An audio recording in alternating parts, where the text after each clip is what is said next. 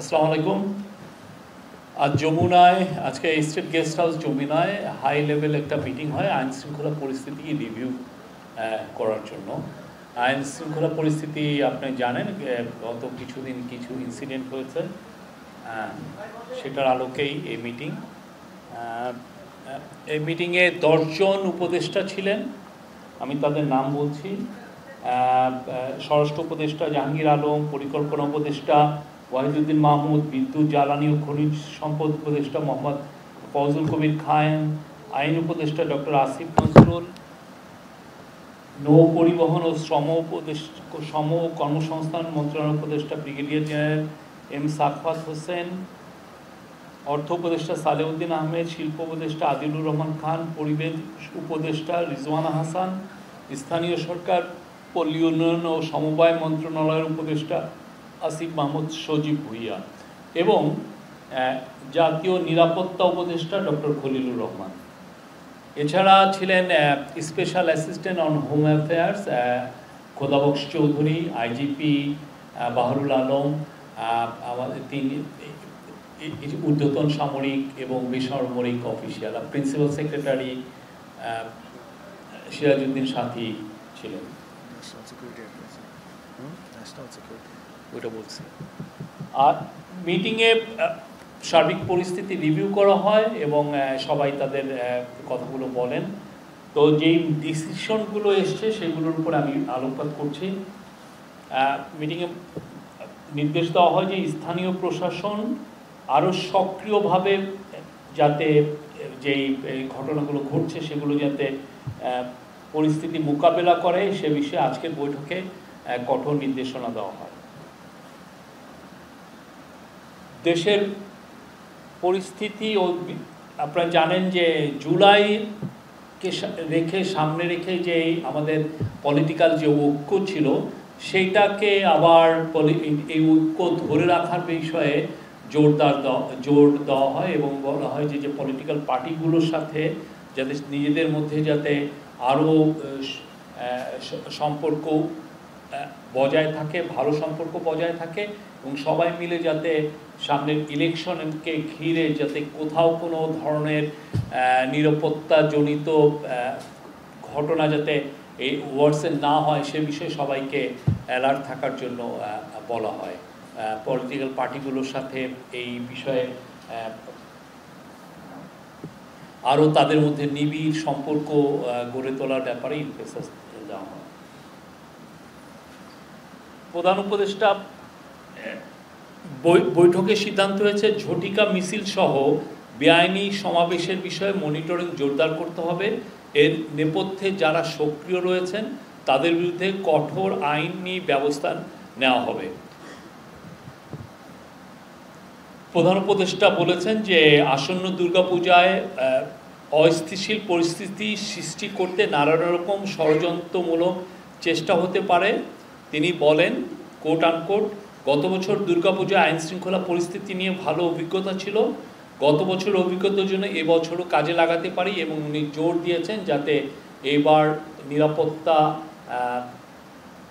সব ধরনের নিরাপত্তার জন্য খুব আগে থেকেই নেওয়া হয় যাতে কোনো রকমের কোনো বিশৃঙ্খল পরিস্থিতি সৃষ্টি না হয়। বৈঠকে সিদ্ধান্ত হয়েছে সাম্প্রদায়িক সম্প্রীতি বজায় রাখার জন্য দেশের সকল ধর্মভিত্তিক সংগঠনের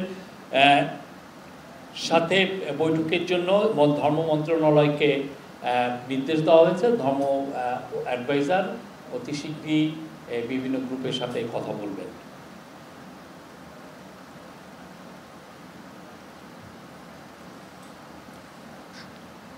বৈঠকের সিদ্ধান্ত হয়েছে ক্রমাগতভাবে নিরাপত্তা পরিস্থিতি মনিটরিং করার জন্য। এই জন্য নিরাপত্তা বাহিনীগুলোর মধ্যে কোঅর্ডিনেশন বাড়ানোর কথা বলা হয়েছে এবং যে কোনো পরিস্থিতি মোকাবেলায় প্রশাসনের আগাম প্রস্তুতি রাখতে হবে।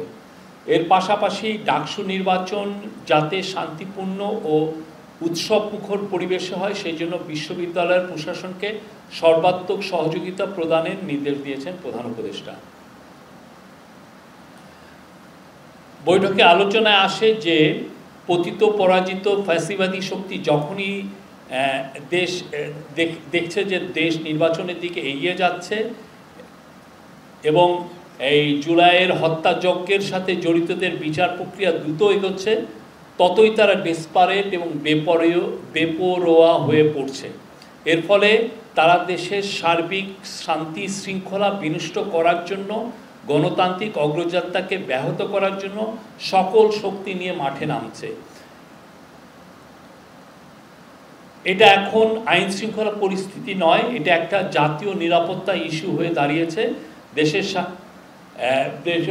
বৈঠকে বলা হয় যে দেশের সার্বিক নিরাপত্তার সাথে কাউকে ন্যূনতম ছাড় দেওয়া হবে না। সরকার মনে করে দেশের স্বার্থে জনগণের সাথে সকল পলিটিক্যাল পার্টির ঐক্যবদ্ধ থাকা প্রয়োজন। এই ছিল আজকের মিটিংয়ের মূল সারাংশ। আর এছাড়াও পল্লী বিদ্যুতের আপনারা জানেন বিষয়ে আজকে একটা বিষয় হচ্ছে যে পল্লী বিদ্যুতের সমিতির সমস্যা বিষয়ে দুটি কমিটি গঠন করা হয়েছে। তাদের রিপোর্টের ভিত্তিতে কার্যক্রম গ্রহণ শুরু করা হয়েছে, অলরেডি শুরু করা হয়েছে। বদলিকৃতদের পূর্বের জায়গায় ফিরিয়ে নেওয়ার প্রক্রিয়া শুরু হয়েছে। সাময়িক বরখাস্ত আদেশগুলো পরীক্ষা করা হচ্ছে। এমত অবস্থায় পল্লী বিদ্যুৎ সমিতির কর্মকর্তাদের কর্মবিরতির কোনো প্রয়োজন নাই, ইন্টারিম গভর্নমেন্ট মনে করে। গোয়েন্দা সূত্রে জানা গেছে দেশবিরোধী শক্তি পল্লী বিদ্যুৎ সমিতির আন্দোলনে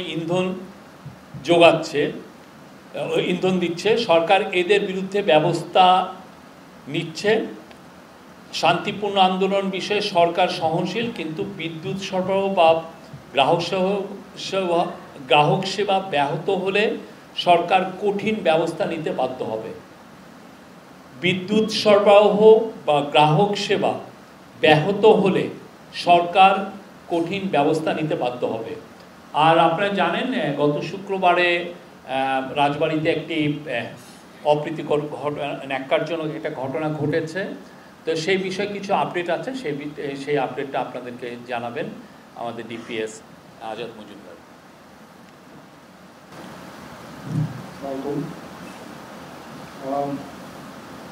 রাজবাড়ির যে ঘটনাটা ঘটেছে আমাদেরকে পুলিশের পক্ষ থেকে জানানো হয়েছে।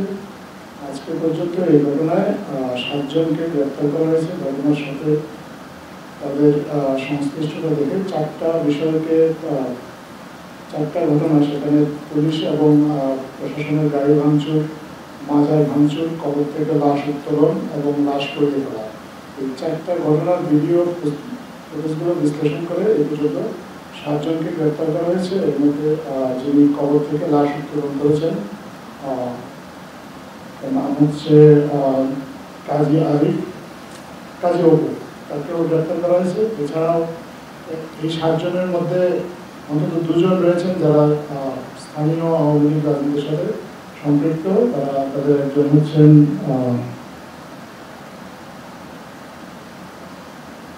হিরু মৃধা, সাধারণ সম্পাদক গোয়ালন্দঘাট থানা স্বেচ্ছাসেবক লীগ, এবং মাসুদ মৃধা, সভাপতি উজানচর ইউনিয়ন ছাত্রলীগ গোয়ালন্দ থানা।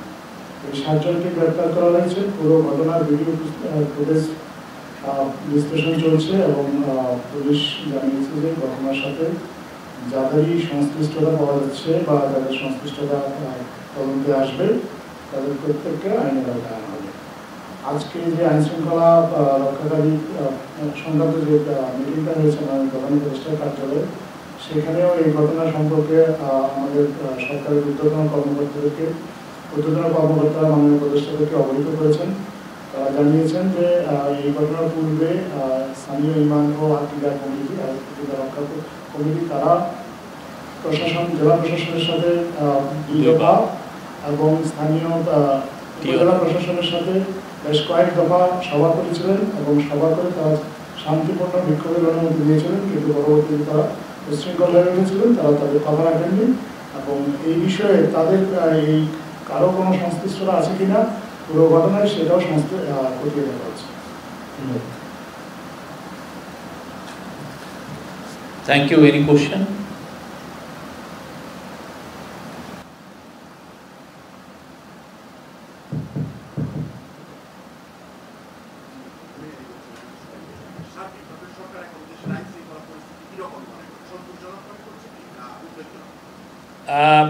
সরকার আইন শৃঙ্খলা পরিস্থিতি যাতে উন্নতি হয় তার জন্য সর্বাত্মক কাজ করে যাচ্ছে। আপনাদের বুঝতে হবে যে এই অগাস্ট 5-এর পরে মোর দেন 1615টার মতো ঘটনা ঘটেছে, প্রোটেস্ট বা বিভিন্ন আপনি অন অ্যান এভারেজ প্রতিদিন 4টা করে ইনসিডেন্ট ঘটেছে বা প্রোটেস্ট ঘটেছে সব মিলিয়ে। তার মধ্যে 600টা ছিল এডুকেশন মিনিস্ট্রি সংক্রান্ত। এই প্রত্যেকটা জিনিস, এই যে একটা আপনি বিপ্লবোত্তর যে ঘটনার একটা বিপ্লবের পরে মানুষের মধ্যে যে এক্সপেকটেশনটা তৈরি হয়েছে, সেখান থেকে দেখা যাচ্ছে যে সবাই প্রোটেস্ট করছেন, সবাই তাদের দাবি দাওয়া নিয়ে রাস্তায় আসছেন, সবাই তাদের কারো না কারো প্রত্যেকটা গ্রুপে। কারণ 15টা বছর অনেকে যেহেতু আগের গভর্নমেন্ট রিপ্রেসিভ ছিল এবং আগের গভর্নমেন্ট ব্রুটালি এই সমস্ত জিনিস ক্র্যাকডাউন, এই সমস্ত প্রোটেস্টকে ক্র্যাকডাউন করেছে, এখন সবাই প্রোটেস্ট করছেন, সবাই তাদের দাবি দাওয়াগুলো এই গভর্নমেন্টের সময় আনছেন। তা এই গভর্নমেন্ট যথেষ্ট এবং আইনশৃঙ্খলা বাহিনী যথেষ্ট ধৈর্যের সাথে এই বিষয়গুলোকে মোকাবেলা করছে।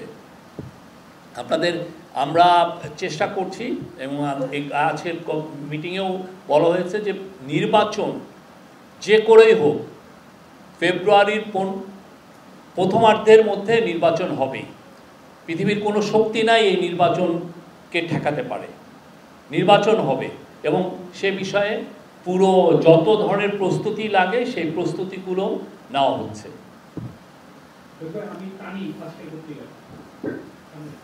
আপনি রাজনৈতিক ঐক্যের কথা বলেছেন, নির্বাচনের সময়সীমা ঘোষণা এবং জুলাই সনদ নিয়ে এগুলো অনেক দেখা যাচ্ছে মাঠে। আর এই মাসের 15 তারিখে জাতীয় ঐক্যমত্য কমিশনের মেয়াদ শেষ হচ্ছে। এর মধ্যে কি জুলাই সনদটা কি স্বাক্ষর হবে কিনা? কারণ আমরা অনেক রাজনৈতিক দলের বিরোধ দেখতেছি।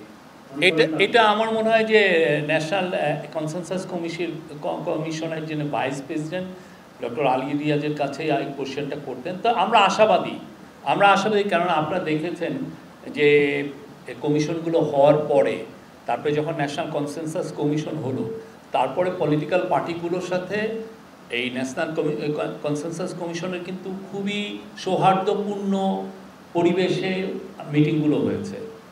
খুবই 1-2টা বিষয় ছাড়া বেশিরভাগ বিষয় কিন্তু মতৈক্য এসেছে এবং এখানেও হয়েছে। আপনারা দেখেছেন প্রতিদিন পলিটিক্যাল পার্টিগুলো দিনের শেষে আপনাদেরকে তারা ব্রিফিংও করেছে। বাংলাদেশের ইতিহাসে এটা একটা বিরল ঘটনা যে আগে আপনারা জানতেন যে বিদেশের থেকে উড়িয়ে নিয়ে আসা হতো তারাঙ্ককে, জিমি কার্টারকে, এমন কেউ নেই এসে তারা এই জিনিসগুলো মিডিয়েট করতেন। তো এখানে দেখা যাচ্ছে যে আমরা এই ন্যাশনাল কনসেনসাস কমিশনের সাথে সবগুলো পার্টি কথাবার্তা বলেছেন, বেশিরভাগ ক্ষেত্রেই কনসেনসাস এসছে এবং আমরা আশা করি আমাদের পলিটিক্যাল পার্টিগুলো যে ম্যাচুরিটি শো করেছেন, যে ধৈর্যর পরিচয় দিয়েছেন, তারা ঠিকই এই সামনের দিনগুলোতে আরও তারা এই একই এক্সাম্পল সেট করবেন। আপনি রাজনৈতিক ঐক্যমত্যের কথা বলছেন, এটা জন্য আপনারা সর্বদলীয় কোনো মিটিং করবেন কিনা? এটা নিয়ে তো অনেকগুলো মিটিং তো অলরেডি চিফ অ্যাডভাইজার করেছেন, উনি তো কন্টিনিউয়াস ডায়ালগের মধ্যেই আছেন পলিটিক্যাল পার্টিগুলোর সাথে, প্রায়ই তো করা হচ্ছে। সেটা সর্বদলীয় হবে না, আলাদা আলাদা করেছেন সবার সাথে। এইটা বারবার, আর ন্যাশনাল কনসেনসাস কমিশন তো এই গভর্নমেন্টেরই নাকি, তারা তো গভর্নমেন্টকে রিপ্রেজেন্ট, তারা তো এই পলিটিক্যাল পার্টিগুলোর সাথে সবসময় কথা বলছে। সাম্প্রতিক সময় দেখা যাচ্ছে যে আওয়ামী লীগের মিছিল বড় হচ্ছে এবং সংখ্যায় বাড়ছে।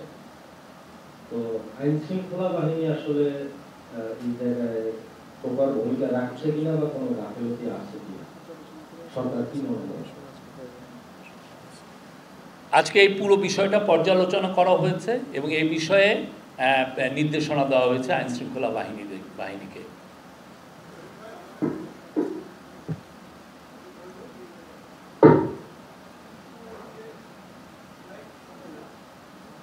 যেমন নুরুল হক নুরের উপরে হামলা এবং রাজবাড়িতে নুরাল পাগলার যে মাজারের যে ঘটনা, এই দুইটা ঘটনায় সরকার খুব স্ট্রং স্টেটমেন্ট দিয়েছে, সরকার নিন্দা জানিয়েছে, প্রতিবাদ জানিয়েছে। এবং এই সরকারি স্টেটমেন্টের নিন্দা প্রতিবাদ নিয়ে এক ধরনের সমালোচনা তৈরি হয়েছে যে সরকার কেন স্টেটমেন্ট দিচ্ছে, সরকার কাকে নিন্দা জানাচ্ছে, সরকার এটার প্রতিবাদ জানাচ্ছে, সরকারের দায়িত্ব তো এগুলো ঠেকানো। এই যে সমালোচনাগুলো আপনারা কিভাবে দেখছেন? না, এটা প্রত্যেকটা এটা তো ন্যাক্কারজনক ঘটনা যদি ঘটে তো সরকারের এটা দায়িত্ব একটা নিন্দা জানানো। এটা একটা যে কোনো গভর্নমেন্টে, যে কোনো দেশের যে কোনো গভর্নমেন্টের যে কোনো ঘটনা যেটাকে নিন্দা জানানো উচিত, সেটা তো একটা গভর্নমেন্টের একটা দায়িত্বের মধ্যে পড়ে। আর আপনি যদি মনে করেন যে না আমরা এই ঘটনাগুলো কেন হচ্ছে সেটা যদি বলতে চান, তাহলে তো উনি তো বললেন যে রাজবাড়ির ঘটনায় ডিসি এই যে কমিটির সাথে 2 দফা মিটিং করেছেন, টিওনো সেভারাল টাইমস তাদের সাথে কথা বলেছেন। এখন স্থানীয় পর্যায়ে তাদের সাথে বারবার মিটিং করা হচ্ছে। তারা প্রেস ক্লাবে যে ওনারা তাদের কমিটমেন্টেরও কথা বলেছেন যে তারা তাদের যে বিক্ষোভ এটা শান্তিপূর্ণ রাখবেন। এখন যদি তারপরে যে তারা এই ঘটনাটা ঘটলো, এখন এই ঘটনাটা তো খুবই বলবো যে ন্যাক্কারজনক একটা ঘটনা। তো এটা তো গভর্নমেন্টের এটা একটা দায়িত্বের মধ্যে পড়ে যে সে এইটাকে নিন্দা করবে। সে গভর্নমেন্ট এই জায়গাটা তো এটা তার বলিষ্ঠ, তার যে কণ্ঠ এটা তো বলতে হবে। আর অ্যাকশন কি, প্রত্যেকটা ঘটনায় আমরা অ্যাকশন নিচ্ছি, এমন না যে বসে থাকা হচ্ছে। নুরুল হক নূরের ঘটনায় আপনারা জানেন আমরা ঘোষণা দিয়েছি যে একটা ইনভেস্টিগেটিভ কমিটি হয়েছে। তো তারা ইনভেস্টিগেট করে দেখবে যে ঘটনাটা কোথায় কিভাবে হলো, কার এখানে দোষ ছিল, কেন এই ঘটনাটা ঘটলো, সবই তো দেখা হচ্ছে। আর ইয়ের ক্ষেত্রে অলরেডি 7 জন অ্যারেস্ট হয়েছে এবং তারা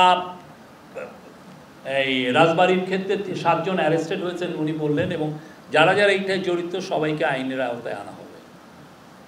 আমার নাম মনিরুজ্জামান উজ্জ্বল, আমি জাগুনিউজ থেকে বলছিলাম। আজকে রাজারবাগের একটি অনুষ্ঠানে স্বরাষ্ট্র উপদেষ্টা বলেছেন পুলিশকে নিরপেক্ষভাবে কাজ করার জন্য। পুলিশ কি তাহলে নিরপেক্ষভাবে কাজ করছে না? আর একটা বিষয়, রাজবাড়ির ঘটনায় আমাদের তো দেশে অনেক গোয়েন্দা সংস্থা থাকে। আপনি বলেছেন যে স্থানীয় প্রশাসন কথাবার্তা বলেছে, আমাদের আসলে গোয়েন্দারা কি করে, এরকম কোনো অগ্রিম কোনো তথ্য ছিল কিনা? এটা আজকে যে কথাটা দিয়ে আপনি শুরু করেছেন যে স্থানীয় প্রশাসনকে আরো সক্রিয় হওয়ার নির্দেশ, এটা তো নতুন করে বলার কিছু নাই, তাদের কাজই তো আইন শৃঙ্খলা পরিস্থিতি নিশ্চিত করা।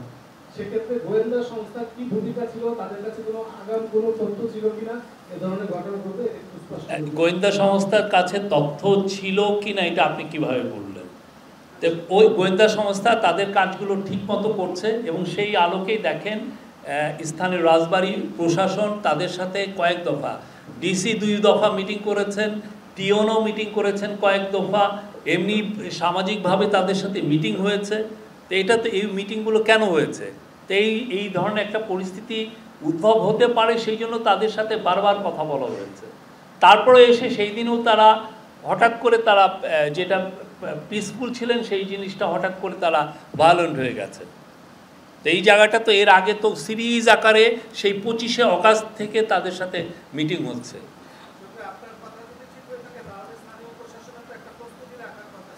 স্থানীয় প্রশাসন প্রস্তুত ছিল, ওইখানে পুলিশ পাহারায়ও ছিলেন, মিলিটারি গিয়েছিলেন, পুলিশের গাড়ি ওরা ভাঙচুর করেছেন, টিওনোর গাড়ি ভাঙচুর করেছেন।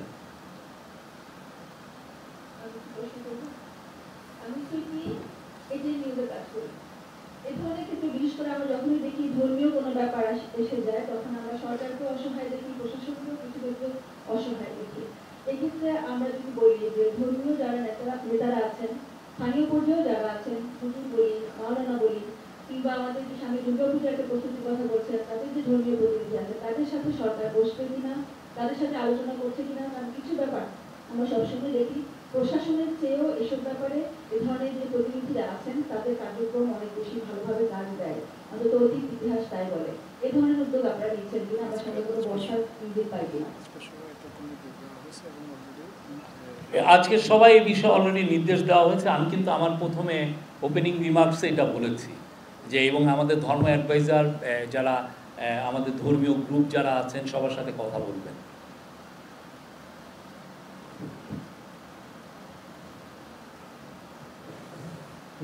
আমি রুবেল বলছি, এবার টিভিতে কাজ করি। পল্লী বিদ্যুৎ সমিতি এবং পল্লী বিদ্যুৎ বোর্ড এই দুই প্রতিষ্ঠানের সাথে সংকট আসলে বহু বছরের, এবং এর আগেও তারা বড় ধরনের আন্দোলন গিয়েছে এবং আন্দোলনের পরে একইভাবে তাদের উপরে আপনার এই ধরনের মানে আইনি প্রসেসের মধ্যে দিয়ে সংকট সমাধানের চেষ্টা করা হয়েছে, কিন্তু এখনো যেভাবে যাচ্ছে এবং আজকে ঠিকই তারা বলছে যে তারা ছুটিতে যাচ্ছে, সেই ক্ষেত্রে এই সংকট কিভাবে সমাধান করবে? আমি এটাই তো বললাম আপনাকে যে এটা নিয়ে দুইটা কমিটি হয়েছে, কমিটিতে তাদের রিপোর্টের ভিত্তিতে কার্যক্রম গ্রহণ করা অলরেডি শুরু করা হয়েছে। বদলিকৃতদের পূর্বের জায়গায় ফিরিয়ে নেওয়ার প্রক্রিয়া শুরু হয়েছে এবং সাময়িক বরখাস্ত আদেশগুলো পরীক্ষা করা হচ্ছে। এগুলো তো অলরেডি আমরা কাজ করছি এগুলো নিয়ে। আর এই অবস্থায় আমরা মনে করি পল্লী বিদ্যুৎ সমিতির কর্মকর্তাদের কর্মবিরতির কোনো প্রয়োজন নাই।